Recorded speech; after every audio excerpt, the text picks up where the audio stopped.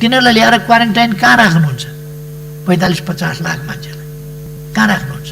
मेरो आफैसँग भएको सम्पत्ति मैले दान गरिसकेको छु राज्यलाई, केही पनि मसँग छैन।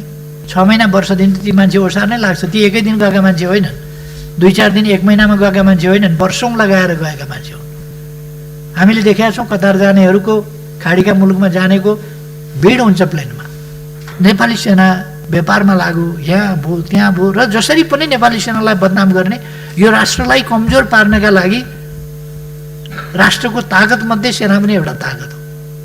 राम्रो काम गरिरहँदा पनि आलोचना यताउता नै। www.fairwatimes.com माननीय सदस्यहरू, अब म सम्माननीय प्रधानमन्त्री केपी शर्मा ओलीले दिनुभएको जवाबका सम्बन्धमा स्पष्टीकरण माग गर्न चाहनुहुने माननीय सदस्यहरूलाई समय दिन्छु।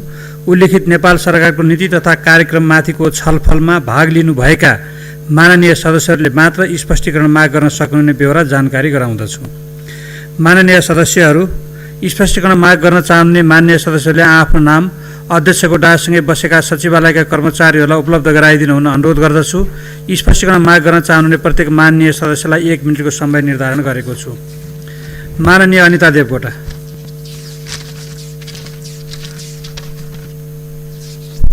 सम्माननीय अध्यक्षज्यू मार्फत सम्माननीय प्रधानमन्त्रीज्यूलाई प्रश्न गर्न चाहन्छु।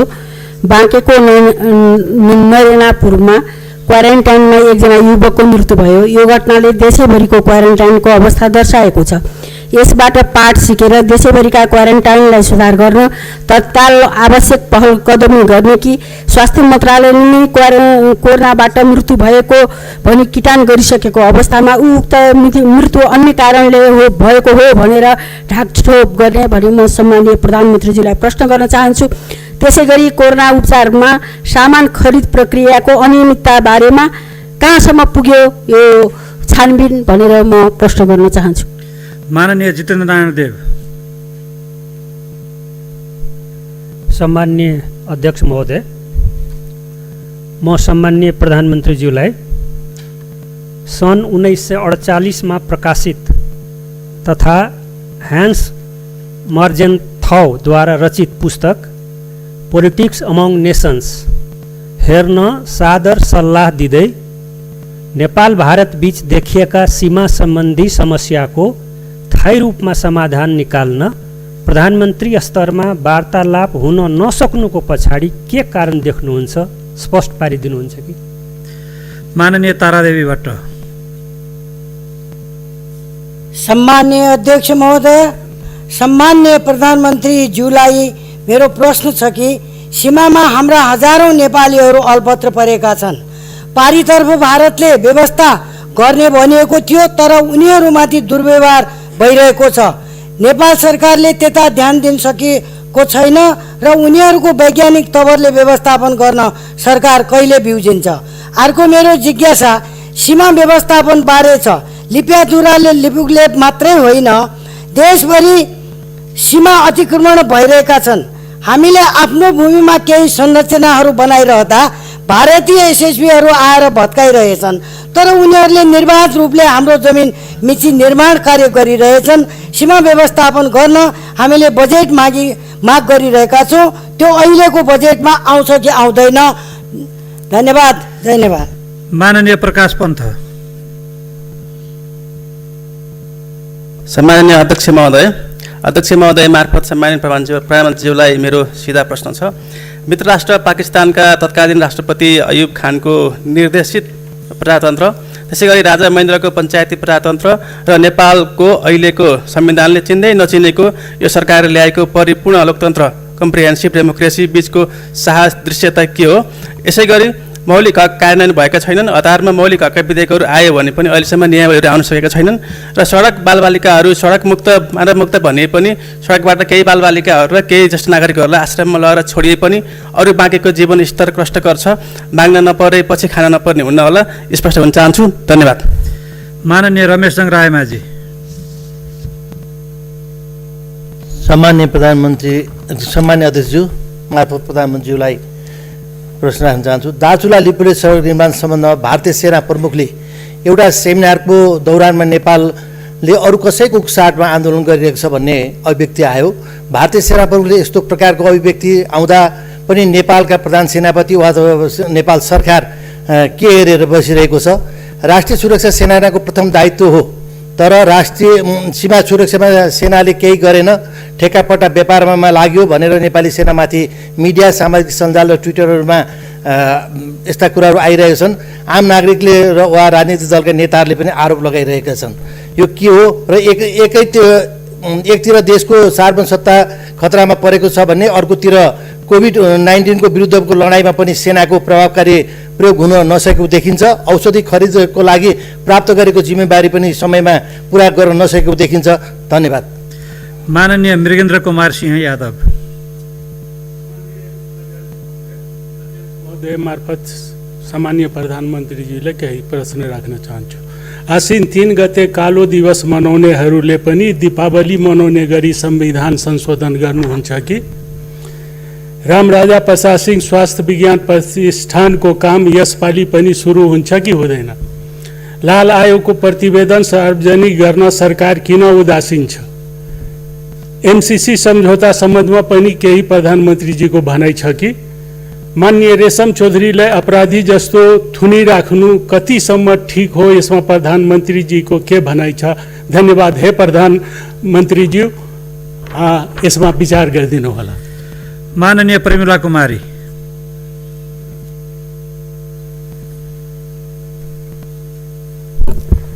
सम्मान्य अध्यक्ष महोदय, सम्मान्य प्रधानमन्त्रीज्यूसँग मेरो केही जिज्ञासाहरू छन्। प्रदेश नम्बर 2 मा वर्षायाममा बाढीको प्रकोपले ठुलो धनजनको क्षति हुन्छ।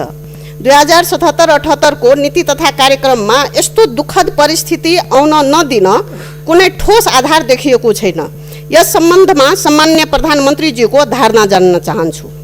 अर्को जिज्ञासा, मन्त्री परिषदले गरेको नीतिगत निर्णयमा पनि भ्रष्टाचार हुन्छ भन्ने कुरा जति लुकाए पनि हरेक नेपाली नागरिकलाई थाहा छ। यस्तो अवस्थामा मन्त्री परिषदले गरेको निर्णयलाई अभिलम्ब अख्तियारले किन छानबिन अथवा अनुसन्धान गर्न पाउँदैन? नेपाली जनताले जान्न चाहन्छन्। कोभिड-19 रोकथाममा खटिएका स्वास्थ्यकर्मीहरूलाई भत्ता, जीवन बिमा लगायतका अन्य सुविधा सम्बन्धमा सरकारले घोषणा गरे पनि नीति तथा कार्यक्रमले केही बोलेको छैन। माननीय कोमल ओली।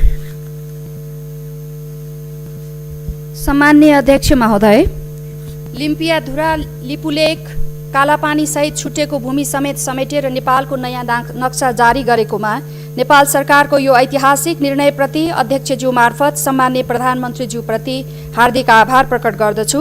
नक्सामा जारी भूभाग फिर्ता ल्याउन सम्बन्धित पक्षहरूसँग उपयुक्त वार्ताद्वारा जनतालाई विश्वास दिलाउन अध्यक्ष महोदय मार्फत सम्मान्य प्रधानमन्त्रीज्यूलाई हार्दिक अनुरोध गर्दछु।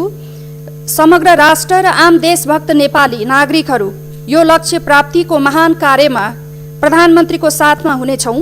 नेपाली भूमि फिर्ता ल्याउन सफलता मिलोस्। धन्यवाद।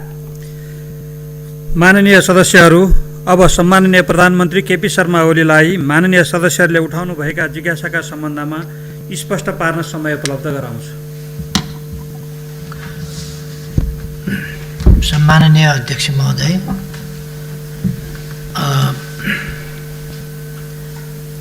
एउटा प्रश्न चाहिँ क्वारेन्टाइनमा कोरोनाले मृत्यु भयो, किन ढाकछोप गर्नु पर्यो भनेर। मान्छे मरिसके ढाकछोप गरेर बाँच्ने होइन, ढाकछोप गर्नुपर्ने कारण पनि छैन। मैले भनेको कति मात्रै हो भने कोरोना लागेपछि मृत्यु भएको मान्छेलाई अरू जेसुकै रोगले मरेको भए पनि कोरोना लागेकोलाई कोरोनाबाटै मरेको भनिन्छ। त्यसकारण उनको मृत्यु कोरोनाबाटै भएको भनेर हामीले मान्नुपर्ने अवस्था छ, किनभने विश्व स्वास्थ्य सङ्गठनले त्यसै गर्नु भन्छ। त्यसकारण कोरोनाबाटै मरेको भनेर त हामीले फाइनल्ली भन्नै पर्छ, मान्नै पर्छ। मैले त्यही भने। अब मान्छे मरेकै होइन भन्न पनि भने होइन। यसमा ढाकछोप भएको कहाँ कताबाट थाहा पाउनु हो? त्यो ढाकछोप त गरेकै छैन, मान्छे त मरेकै हो। डिसेम्बर 31 विश्वमा कोरोना देखा पर्यो। हाम्रोमा कति तारिखमा त्यो भयो भने 23 जनवरीमा हाम्रोमा देखा पर्यो। 4 महिना भयो हाम्रोमा देखा परेको। 4 महिनाको बिचमा यो विश्वले पनि अनुमान गरेका थिएन, हामीले पनि अनुमान गरेका थिएन। त्यस स्थितिमा हाम्रो एकदम तयारी थियो, राम्रो थियो। कोरोना आउँदाखेरि हामी तयारी साथ मुकाबला गर्न बसेका थियौँ भन्ने होइन। तर हामीले कति चाहिँ गरेका थियौँ भने एकजनामा क्वारेन्टाइन एकजनामा बिमार देखिँदा हजारौँ मान्छे क्वारेन्टाइनमा राख्न मिल्ने गरी 10,000 राख्न मिल्ने गरी क्वारेन्टाइन स्थापना गऱ्यौँ। त्यसको सम्भावनालाई हेरेर हो प्रिकसन अपनाएको। पहिलो बिमारी आउँदा हाम्रोमा यो 23 जनवरीमा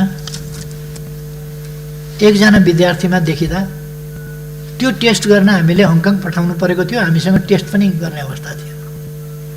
त्यस ठाउँबाट आज दैनिक अनेकौँ हजार हामी टेस्ट गर्छौँ र आजको स्थिति भनेको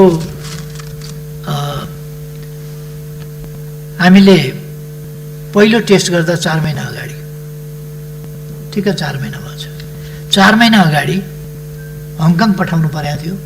आज हामीले पिसिआर टेस्ट 32,000 को गरेका छौँ र आरडिटी टेस्ट 69,560 को गरेका छौँ। यसरी 1,02,083 जनाको हामीले टेस्ट गरेका छौँ। यो छोटो समयमा हामीसँग किट्स पनि थिएन, टेस्ट गर्ने सामग्री नै थिएन। त्यस ठाउँबाट हामीले यहाँ पुर्याएका छौँ। अहिले हामीसँग साधारणतया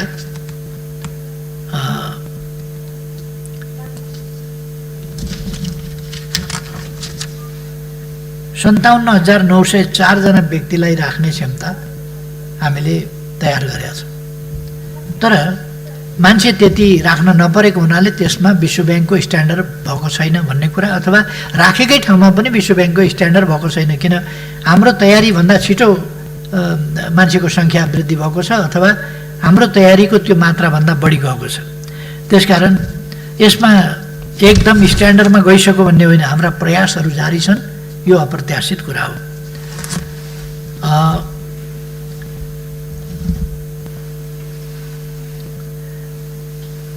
मान्यजीलाई मैले सोध्नु पर्यो कुन किताब पढ्ने सल्लाह दिनु हो भन्नु हो। कसले लेख्या, कहिले?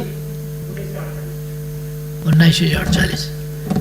संयुक्त राष्ट्रसङ्घ बडापत्रका सुझावहरू, त्यसका प्रस्तावनाहरू काफी छन् जस्तो लाग्छ मलाई। अब त्यसलाई कार्यान्वयन गर्ने सम्बन्धमा उनले सुझावहरू दिएका होलान्, आफ्नो अनुभवहरू बताएका होलान्। संयोगले मान्यजीले त्यो किताब पढ्नुभएको रहेछ, बहुत राम्रो भयो। मैले त्यो किताब पढेको छैन, पाएँ भने पढौँला।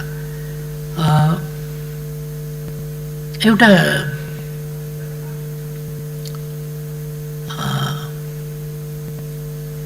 प्रधानमन्त्रीहरूका बीच किन कुरा भएन भन्ने कुरा चाहिँ, प्रधानमन्त्रीहरूका बीचमा दैनन्दिन कुरा हुँदैन। दुईटा देशका प्रधानमन्त्रीका बीचमा अलिक अगाडि कोरोना सुरु भइसकेपछि पनि अलिक अगाडि मेरो कुरा भएको थियो। तर अब सधैँ कुरा हुने कुरा भएन। कुटनीतिक च्यानलबाट सचिव स्तरमा कुरा हुने भन्ने हाम्रो तय थियो। त्यो तय भएको कुरा पर सरिराखेको छ। त्यो एकैचोटि हामीले प्रधानमन्त्री तहमा मात्रै कुरा गर्ने भन्ने पनि हुँदैन। यो डिप्लोमेटिक लेभलमा कुरा गर्ने भन्दाखेरि विभिन्न तहमा उनीहरूका कुरा पनि सुन्दै, हाम्रा पनि बताउँदै त्यसरी जाने चलन हुन्छ। र अनि अन्तिममा गाँठो फुकाउनु पर्दाखेरि प्रधानमन्त्रीहरू बस्छ। सुरु प्रधानमन्त्रीबाट गर्दैनन्, सुरु अरू तहबाट गर्छन् र अन्तिममा बिट मार्छन् प्रधानमन्त्रीबाट। हामीले त्यही विधि अपनाएका छौँ। र अर्को, अघि मैले त्यत्रो व्याख्या गरेँ कम्प्रिहेन्सिभ डेमोक्रेसीको, कुन देशको तानाशाहसँग के मिल्छ, के फरक पर्छ, कुन देशको तानाशाहसँग के फरक पर्छ भने अचम्म लाग्यो। यो कम्प्रिहेन्सिभ डेमोक्रेसी, जनताको डेमोक्रेसी, जनताका लागिको डेमोक्रेसी, समाजवाद उन्मुख डेमोक्रेसी, जनताद्वारा जनताका लागि जनताको लोकतन्त्र भन्दा हामीले भन्दा अचम्म लाग्ने त्यही कुरा अब्राहम लिङ्कनले भन्दाखेरि चाहिँ गुरुमन्त्र हुने। अब्राहम लिङ्कनले त्यही कुरा भनेका छन्, democracy by the people, for the people, of the people. त्यो उनले उहिले भनेका छन्, of the people, by the people, for the people. Democracy जनताबाट हुनुपर्छ, जनताका लागि हुनुपर्छ, जनताको हुनुपर्छ, जनताबाट हुनुपर्छ। अब्राहम लिङ्कनले भनेका छन्। अब्राहम लिङ्कनको त काट्ने कोही जुवान छैन होला। अनि त्यस कुरालाई हामीले व्याख्या गरेर विस्तृत गरेर आजको, मैले अघि नै भने, आजसम्म मानव जातिले प्राप्त गरेका विभिन्न प्रणालीहरू, व्यवस्थाहरू, तिनको स्थापना, तिनको कार्यान्वयन, त्यस क्रममा देखिएका राम्रा नराम्रा पक्षहरूमध्ये राम्रा पक्षहरूलाई विकसित गरेर हामीले एउटा अवधारणा, समाजवाद उन्मुख अवधारणा, खालि पोलिटिकल डेमोक्रेसी मात्रै होइन, यो राजनीतिक स्वतन्त्रताको मात्रै कुरा होइन, यो जनताका जीवनका हरेक पक्षसँग सम्बन्धित भएको डेमोक्रेसी भन्दा हामीलाई टाउको किन दुख्ने? मान्छेको छोराछोरी खाना नपाएर अभिभावकविहीन भएर सडकमा मागेर हिँड्छ अनि डेमोक्रेसी हेरेर बस्छ। त्यस्तो डेमोक्रेसी हुँदैन। राजनीतिक स्वतन्त्रता मात्रै भनेर हुँदैन। त्यसकारण मैले डेमोक्रेसीको सम्बन्धमा भने त्यो बच्चालाई नदेख्नु, त्यसको बन्दोबस्त नगर्नु भनेको मानवीय सभ्यताको आजको समय अनुसार अनुकूल भएन त्यो। त्यसकारण हामीले डेमोक्रेसीलाई सर्वोत्कृष्ट कसैसँग मिल्दैन, नेहरूसँग पनि मिल्दैन, बिपीसँग पनि मिल्दैन, अरूसँग पनि मिल्दैन। यो अवधारणा विकास हुँदै आएको छ। बिपी कोइरालाले विकास सम्बन्धी एउटा अवधारणा अगाडि सार्नु हो। उहाँले के भन्नुभयो भने एउटा सानो घर, एक हल गोरु, एउटा लैनो गाई, सानो बारी, त्यो परिकल्पना गर्नु उहाँले। दुध भात खान पाउने परिवार, एकल गोरु भएको परिवार, त्यतिमा नेपाललाई पुर्याउने त्यस बेलाको एउटा कुरा थियो। एउटा विकास सम्बन्धी परिकल्पना बिपी कोइरालाले गर्नुभयो। महेन्द्रले अलिकति फरक परिकल्पना, आधारभूत आवश्यकता खान, लाउन, बस्न, शिक्षा र स्वास्थ्य प्राप्त गर्न पाउने गरीको जीवनस्तर हुनुपर्छ भनेर 5 आधारभूत आवश्यकताको अवधारणा महेन्द्रले ल्याए। त्यो पनि विकास सम्बन्धी नेपाली समाजमा रहेको अवधारणाको एउटा अलिकति एडभान्स रूप हो। पहिले बिपीले आम जनताको बारेमा सोचेर त्यो ल्याए। पुष्पलालले त्योभन्दा धेरै व्यापक डेमोक्रेसीको सम्बन्धमा, जनताको डेमोक्रेसीको सम्बन्धमा ल्याए र ती सबै अवधारणाहरू आज पुराना भए। त्यसकारण हामीले परिपूर्ण जनताको जीवनका सबै पक्ष र पछाडि परेको मान्छे अगाडि बढ्ने, पर क्यापिटा इन्कम र जिडिपी नापेर देशको आर्थिक उन्नतिको हिसाब गर्ने होइन। ह्याप्पिनेस इन्डेक्स, जनताको खुसीका मापदण्डहरू, अहिले एसडिजीले तिनै खुसीका मापदण्डहरूको कुरा गरेका छ। मान्यजीहरू कुन पुराना डेमोक्रेटिक थ्योरीहरू, परिभाषा, नागरिक शास्त्रका परिभाषाहरूमा अल्मलिनु भएको छ। आज जमाना धेरै अगाडि बढिसक्यो। अबको जमाना भनेको एसडिजी गोल हेर्नुहोस् न। हामीले भनेका मान्यताहरू के हुन् भन्दा एसडिजीले जे भनेको छ, सस्टेनेबल डेभलपमेन्ट गोलले जे भनेको छ, कमसेकम त्यस बाटो भएर अगाडि बढ्नुपर्छ भन्ने कुरा हो। शिक्षा, स्वास्थ्य, खानेपानी आदि लगायत स्वास्थ्य सबै क्षेत्रमा, जबको सम्मान आदि क्षेत्रमा, यी सबै क्षेत्रमा चाहिँ आज डेमोक्रेसी हेरिन्छ। डेमोक्रेसी वाक प्रकाशन, फ्रिडम मुभमेन्ट आदिमा मात्रै डेमोक्रेसी नापिँदैन। तपाईँले हरेक चिज, खानाको थालमा डेमोक्रेसी नापिन्छ। स्वस्थकर खाना छ कि छैन, पौष्टिक खाना छ कि छैन, आवश्यक मात्राको न्युट्रिसन छ कि छैन, त्यसमा हेरिन्छ।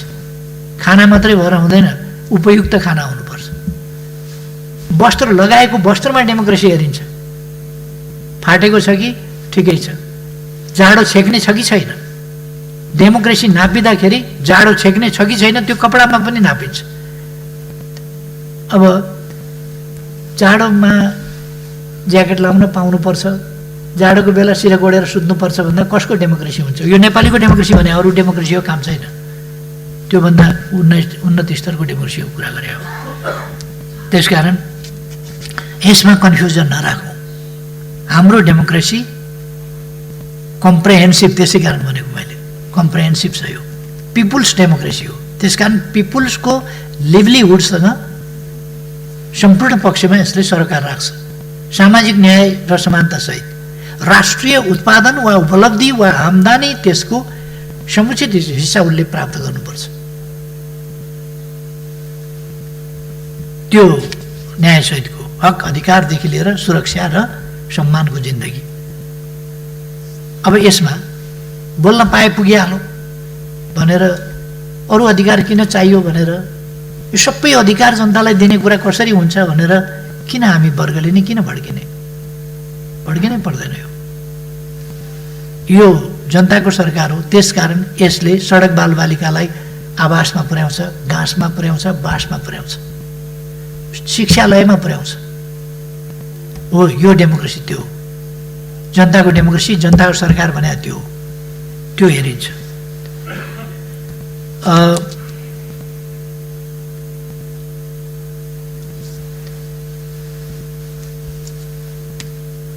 नेपाली सेनाले अरू कुनै देशको सेना बोल्यो भनेर त्यो वाद प्रतिवाद गर्ने सेनाको काम होइन।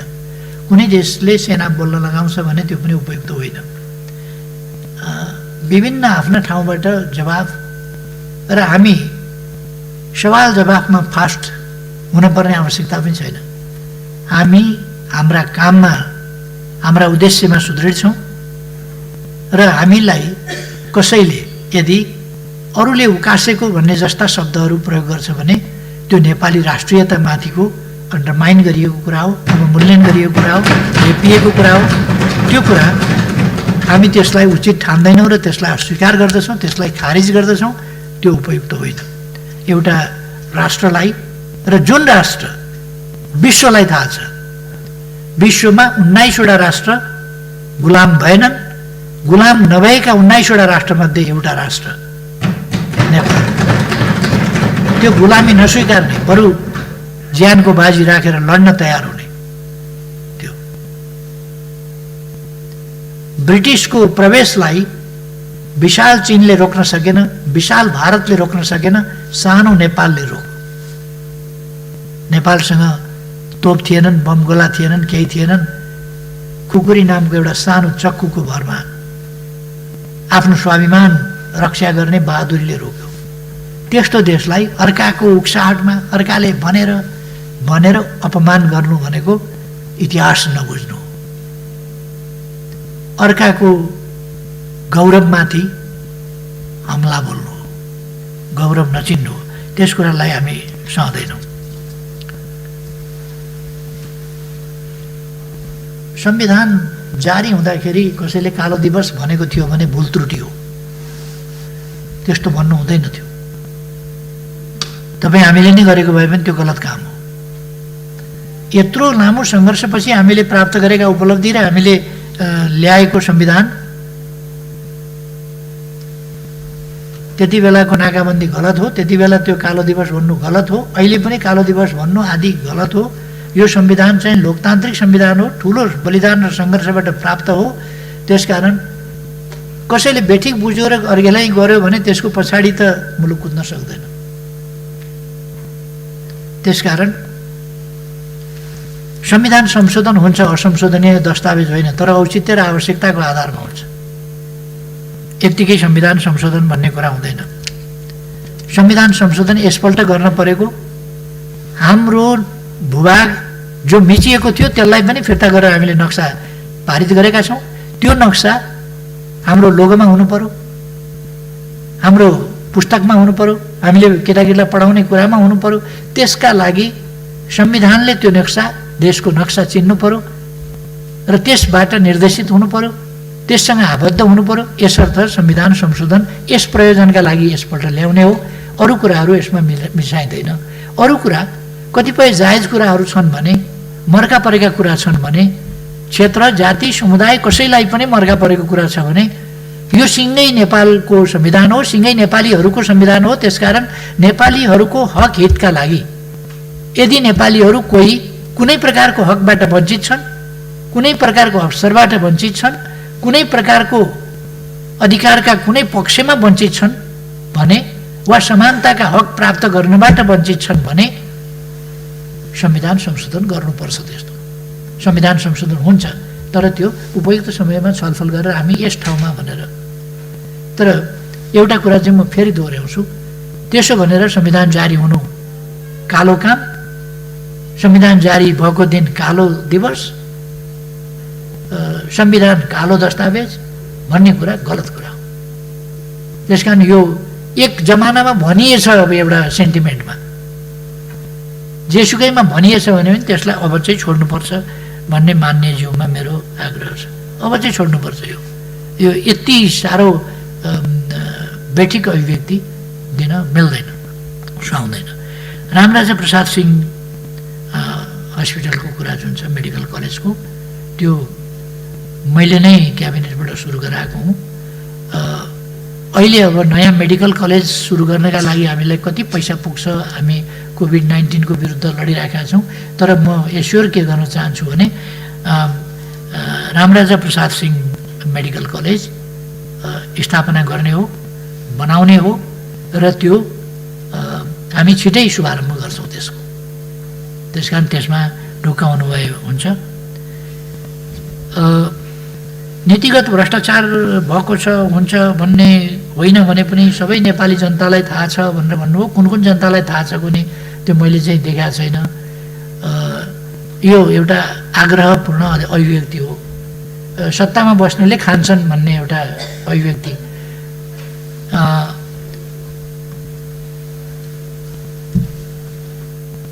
मैले पटक पटक भनेको छु, म भ्रष्टाचार गर्दिनँ, गर्न दिन्न।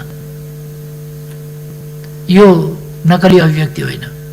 यो किताबका माछा नखाने खोलाका मात्रै खाने भने जस्तो होइन।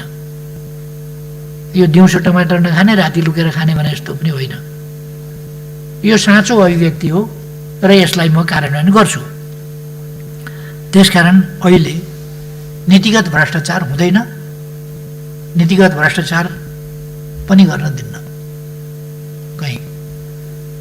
अर्को, मेरो आफैसँग भएको सम्पत्ति मैले दान गरिसकेको छु राज्यलाई, केही पनि मसँग छैन। यही मन्त्री भएकोले जे आउँछ त्यति मात्रै हो, त्यो गएका दिन फेरि सिद्धियो, 1 वर्षपछि वृद्ध भत्ता आउँछ। त्यो बाहेक जसको सम्पत्ति छैन 1 वर्षपछि मेरो वृद्ध भत्ता आउँदैछ, त्यति हो। त्यो चाहिँ बुद्धि पुर्याइएछ समयमै र ढुक्कै छ।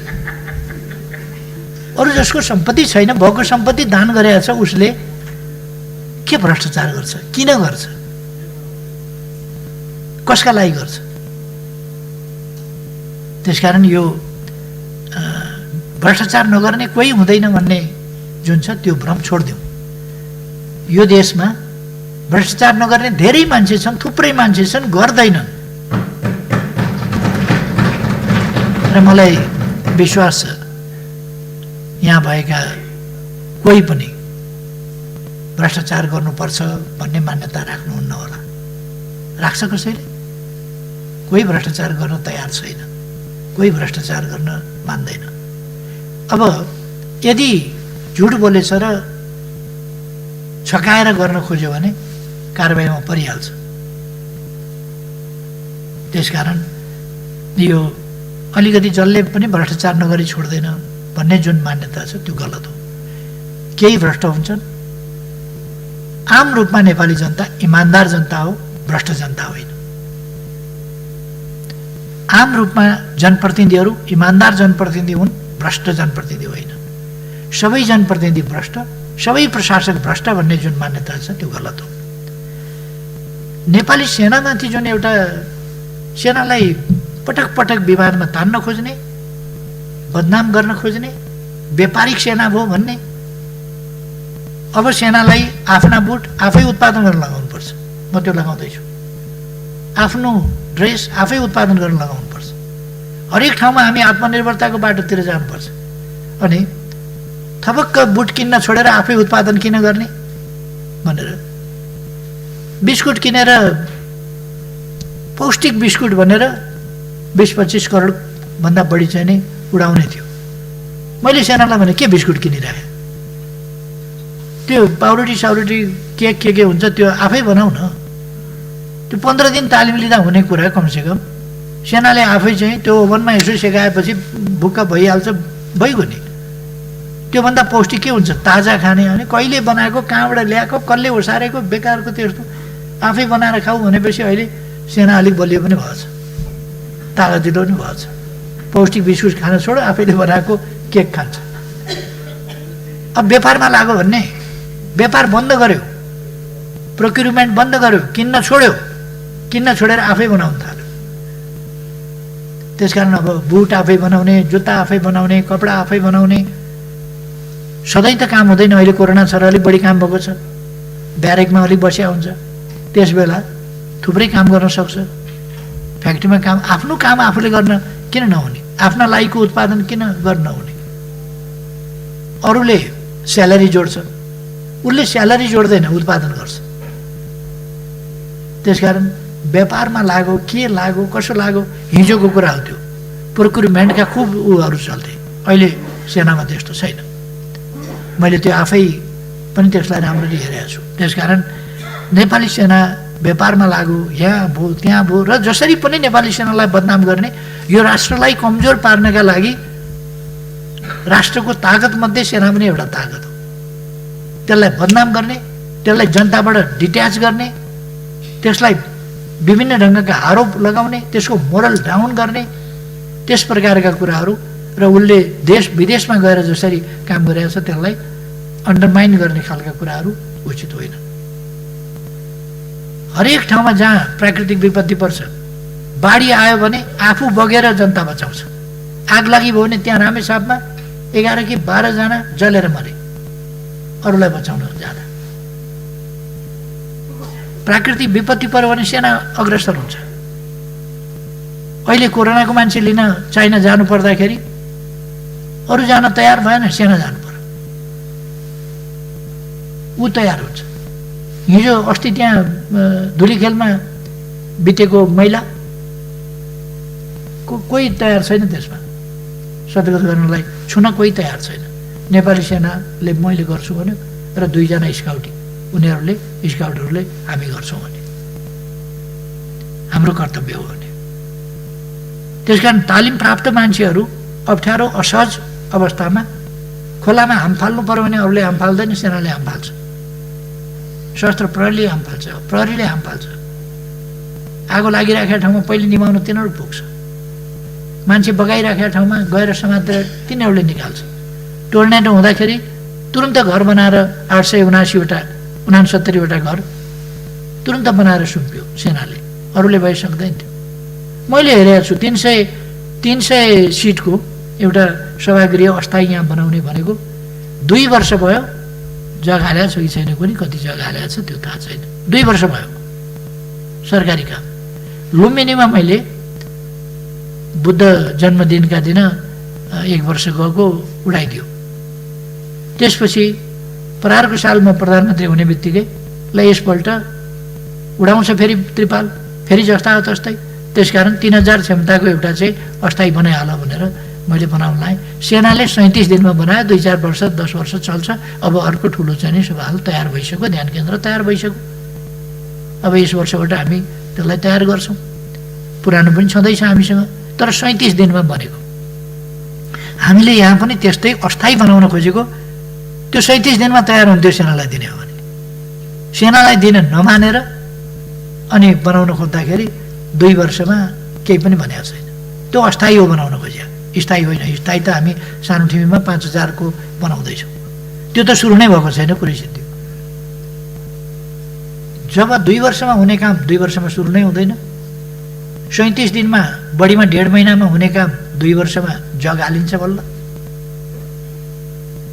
त्यसो भएर कतिपय छिटो गर्ने काम, पहरामा जहाँ बाँदर जान सक्दैन त्यहाँ सेना गएर बाटो बनाएको छ। अहिले दार्चुलामा 87 किलोमिटर बाटो हामीले सेनालाई बनाउनु दिएको छ दार्चुलामा, किनभने यस्तो चट्टानी फहरो छ जहाँ अरू कोही जानै सक्दैन। सेनाले मात्रै हुने डोरी बाँधेर, कम्मरमा डोरी बाँधेर त्यो कतिपय डुबेर मर्छ, कतिपय लडेर मर्छ, कतिपय के भएर मर्छ, ज्यान जोखिममा राखेर राष्ट्र निर्माणको काममा लाग्छ।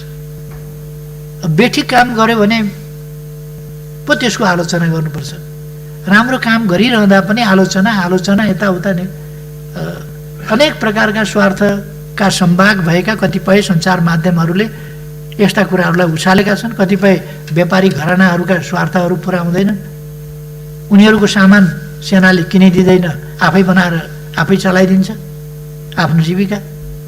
त्यसो भएपछि अनि सेनाको विरुद्ध हाम्रो सामान नकिनेर किन आफै थालिस् न्यु खोज्न थाल्छन्। यस प्रकार यो विभिन्न व्यापारिक गुटहरूका स्वार्थहरूका पछाडि पनि हामी कुद्नु हुँदैन, मेरो त्यो आग्रह छ साथीहरूलाई। र अतिक्रमित भूमि हाम्रो हो, लिम्पियाधुरा, लिपुलेक र कालापानी हाम्रो हो, हामी फिर्ता लिएर छोड्छौँ। त्यस अन्तर्गत हामीले प्रयास अगाडि बढाइराखेका छौँ। म साथीहरूलाई आश्वस्त पार्न चाहन्छु, नक्सा पनि हामीले निकालेका छौँ। कतिपय साथीहरूमा अलिक सजिलो छैन भन्ने पर्याय छ, सजिलो काम होइन यो, सजिलो छैन। सजिलो भए त अघिल्लाहरूले पनि गरिहाल्थे, यो गाह्रो काम हो। त्यसकारण यो गाह्रो काम भए पनि हुन्छ, गरिन्छ। र यो 3 वर्ष बाँकी छ, यो 3 वर्षभित्र ल्याइसकिन्छ फिर्ता भन्ने मलाई लाग्छ। र म सबै मान्यजीहरूलाई धन्यवाद भन्न चाहन्छु। सबैलाई यो नीति कार्यक्रम बहुत राम्रो छ, यसको स्पिरिट राम्रो छ।